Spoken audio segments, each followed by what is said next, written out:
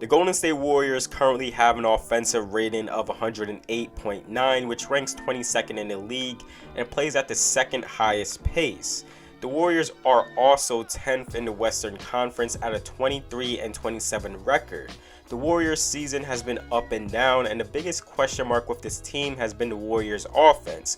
With getting a rejuvenated Andrew Wiggins, Kelly Oubre, drafting James Wiseman, and getting their MVP and Steph Curry back, they will look to challenge the Western Conference again. But that hasn't been the case, and there has been a lot of problems within the Warriors offense that holds them back from being a legitimate playoff contending team. Per Cleaning the Glass stats, 38.6% of the Warriors offense are three-pointers, and they have knocked them down at a close to 37% clip, which ranks 16th in the league. 29% of their shots are mid-range shots, and they shoot it at 40%, which ranks 20th in the league.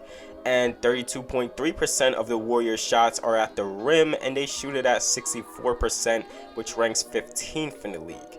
The biggest discourse among fans and analysts has been, why do the Warriors always run Steph Curry off ball and have Draymond Green bring the ball up and initiate plays? Steph Curry is a great pick and roll player and the best player on the team, so why isn't the ball in his hands all the time?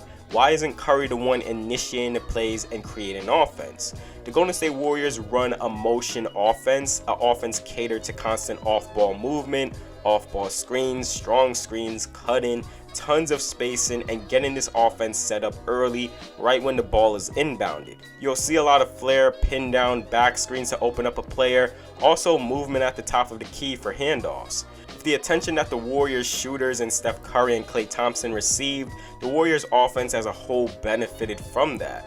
This has been the go-to offense in Kerr's tenure of the Warriors, and it has seen tremendous success. Steve Kerr goes to this because this encourages team play, and everyone is a threat out of the offense. How Steph Curry fits into this is that his gravity as a shooter off ball forces teams to completely signal in on him. And sometimes Curry receives the attention of two defenders while working off ball. Kerr knows that Curry is at his best when working off ball, but when teams don't have to focus on a KD or Klay Thompson and just Curry, teams start to prepare for that. The argument of running more Steph Curry pick and rolls would not solve the problem in the Warriors offense, as competent defensive teams will always look to trap, double, and blitz Curry on those screens every time. And if Curry is able to find a roller, teams will throw help defense to take away a roll inside. And when you have non-major scoring options like Kelly Oubre shooting 30% from 3, Draymond Green 27% from 3, James Wiseman 33% from 3, and these guys really are not major scoring threats, teams would love if these guys try and make plays against them. The only respectable shooter on the Warriors starting lineup is Andrew Wiggins, and sometimes teams are perfectly fine with him creating offense. Where the Curry pick and roll is effective is on this sort of play where, coming down the lane, Curry gets a drag screen and the Bulls have Vucevic playing a bit up on this screen. Wiseman immediately slips, gets behind Vucevic, there is no help defender to cut off James, and Curry hits him for a lob. And even though Curry doesn't make this shot, he is very much so capable. He can attack pick and roll defenses like this where Daniel Theis drops and Curry is able to get a good look at 3. Curry can also attack switch defenses, especially when a big man is switched onto him. Here he gets the high screen from Draymond and just takes his defender to the rim to finish. The Steph double pick and roll with Wiseman and Draymond can be contained easily, as Thomas Satoransky does a good job fighting over these screens, and Vucevic is there to contain a drive.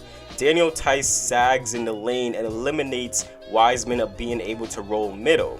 Steph passes it to the open Draymond for 3, in which he misses. This is exactly what the defense wants.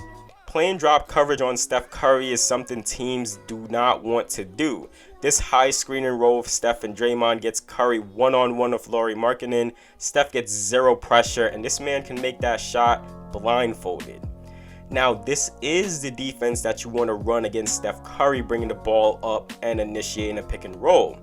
Curry comes up the lane, Curry gets the drag screen from Wiseman, Curry could have quick dumped off the pass on the Wiseman quick slip and have Wiseman power through to help defense or pass it to the corner for Andrew Wiggins for 3. Bam Adebayo and Jimmy Butler immediately doubles Curry off the screen as Curry is driving left into the strong side corner. Victor Oladipo is there for help, and Trevor Ariza can show his body and help off of Draymond Green. Curry is forced to pass it off to Draymond Green in the corner, and this is what the Heat wants. Off this high screen and roll, Curry gets pressured by the Miami Heat's big, and if Curry was able to drive by him, Trevor Ariza has his eyes set on Curry and can help contain that drive. The Heat's big contains Curry enough until Jimmy Butler is back in the picture to double him. Curry then throws a bad pass that is picked off from the defense. The Hawks also was able to contain a Curry pick and roll. Off the high screen with Wiseman, Curry drives right and Capella comes over to contain him. Check how also Solomon Hill is sagging off of Draymond to help on Curry also. Curry gets triple teamed and is forced to pass it off to Wiseman. Kevin Huerter helps and Capella recovers to take away a potential Wiseman drive. And if all the Warriors can get is a Wiseman mid-range shot, the Hawks will live with that all day.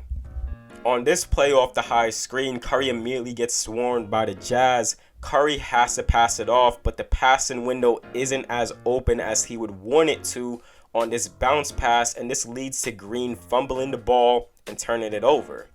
Utilizing Curry in more on-ball pick-and-roll situations wouldn't hurt, as the Warriors are on the bottom tiers of teams who has a low frequency in running pick-and-rolls, but the matchup has to make sense. The defensive-minded teams are always going to look to trap him.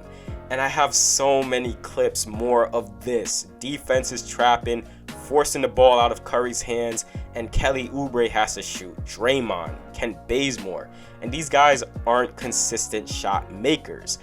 And the reason why Curry is used a lot off ball is that he's really good at it. Like all-time great levels of off-ball movement. Very deceptive off ball, fooling defenders, and Kerr wants to play to his best player's biggest strength as well as Draymond's biggest strength, which has been passing, setting up the offense. Curry can come off screens, spot up, as well as get defenses scrambling, receive a handoff, and then even flow into a pick and roll with a defender trailing him. Here, Curry receives a pin down screen from Andrew Wiggins, and then he receives a handoff from Wiseman near the wing. Schroeder does trail Curry, and Harrell picks up Curry. Curry is anticipating a full trap on him by Schroeder and Harrell, so this is a quick hit to Wiggins in the corner. Curry does have the option in Wiseman, but it seems like he may have anticipated Matthews to commit onto Wiseman's role, so he dished it off to Wiggins in the corner. This results into Horton Tucker picking up Wiseman, waiting until Harrell comes back over, and then Wiggins is able to spot Kent Bazemore, but he gets closed out on and doesn't make this 3. And also, Curry working off ball, he can receive a screen and have his initial defender trail him.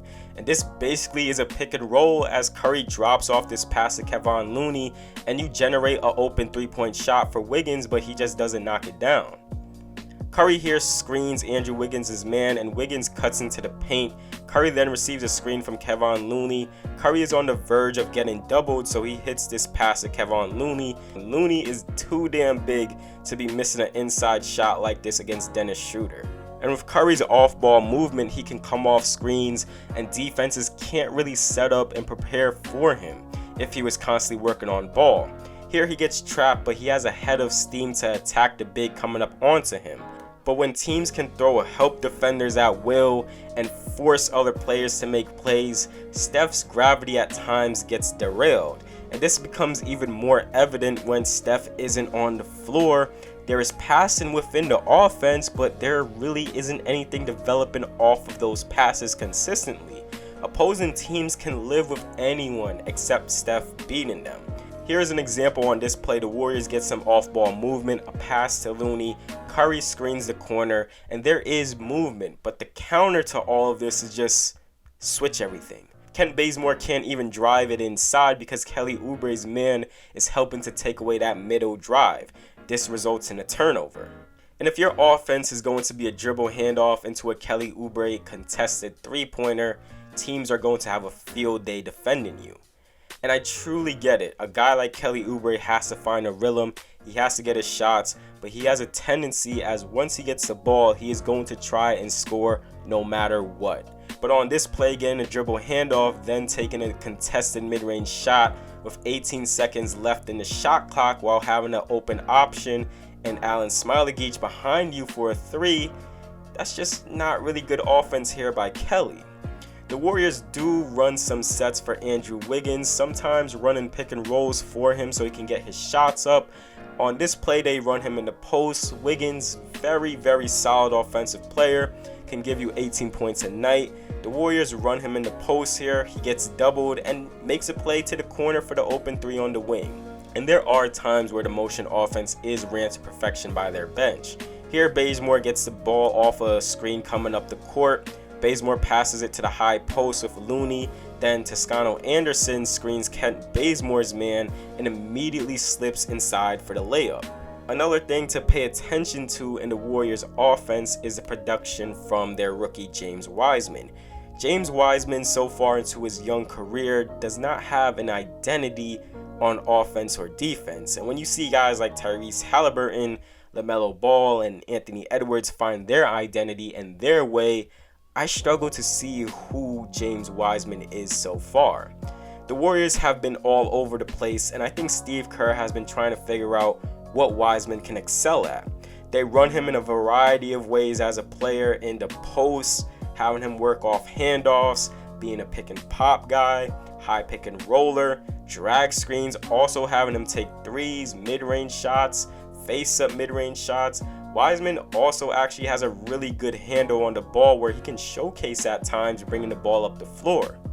When you see Wiseman play, it's clear that he has so much potential to impact the game in various areas, both on offense and defense. The potential is there. He just hasn't figured it all out yet, and it may take time for him to develop all of that, time that the Warriors may not have. And yes, playing limited games in college plays a huge factor. He just seems like a guy who just needs to play more basketball all around. He does have a mid-range and three-point jumper that he can go to, raw post game that he can expand on, as well as length and size, potential as being a ball handler. The Warriors can utilize him in different ways in the future, but then when you factor in that he has a problem at times catching the basketball, and you start to scratch your head, as well as struggling to make plays with the ball in his hands. Head coach Steve Kerr is also going to see a lot of backlash and a lot of question marks, and people are going to call for his coaching job. Steve Kerr, even though he has an NBA resume of a coach who has been around for years and years and years, still hasn't coached a team quite like this. He is still growing as an X's and O's type coach, and even though he is going to get that backlash, one thing I do commend him on is his ability to be a very player-friendly coach, and he has gotten the best out of Marquise Chris, also Juan Toscano Anderson, Damian Lee, Jordan Poole. One thing I noticed from Kerr is that he is going to go to the end of the bench and see who he can get production from. Once Kerr came in as a coach, he was blessed to have high IQ players and shooters on his team, and he was able to implement a system that elevated the team's strengths. Now he is forced to build from the ground up. He has players in Andrew Wiggins, Kelly Oubre, Kent Bazemore, James Wiseman, and other younger players whose knowledge for the game is still growing. Teams are starting to figure out how to counter Kerr's offense. It would help to have more shooters, but also this is where Kerr has to show his growth as a coach and potentially switch his offense up.